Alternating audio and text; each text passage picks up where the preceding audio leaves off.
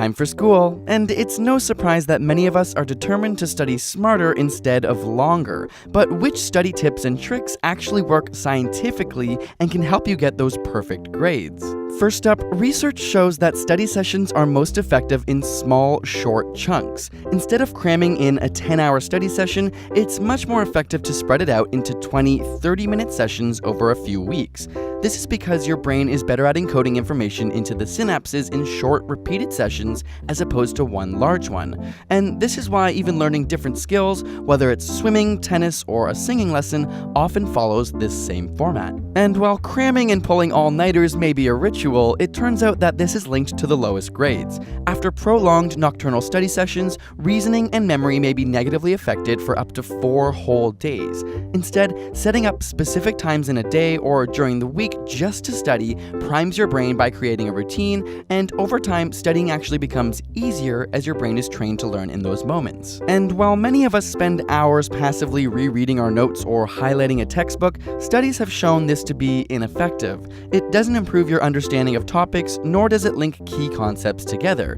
It can even be detrimental as it draws your attention to less important information. Flashcards, on the other hand, are proven to be excellent memory reinforcement tools, whether during your scheduled study times or during off times like a bus ride home. It also helps to have a specific goal for each study session. Instead of aimlessly studying, pick one aspect you'll focus on, whether it's balancing chemical equations or learning how to conjugate French verbs.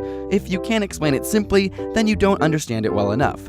In studies where individuals were asked to learn a passage, and then half were told that they would be tested on the material while the other half were told they would have to teach it to other students, participants expecting to teach it did much better at understanding the main points. When you're expecting to teach, your brain organizes the information in a more logical, coherent structure. Of course, practice, practice, practice. Not only do practice tests put your brain in the environment, but even if you make mistakes, they help identify gaps in your knowledge. Practice tests have also been shown to increase confidence, thereby leading to better performance. So, where should you be studying? Research shows that having a designated sacred spot for study that's well equipped with every tool you might need is best. Just like setting times, this primes your brain for studying. Have an awesome study playlist?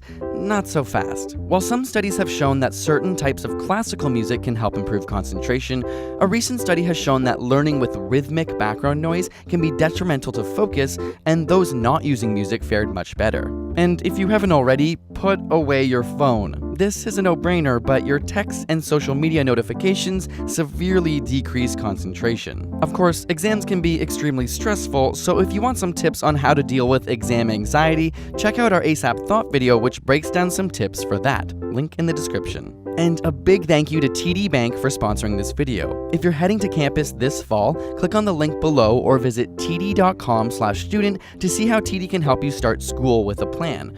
We know how tough it can be getting buried in books and bills, and TD has some great solutions for you. Be sure to check it out. And subscribe for more weekly science videos.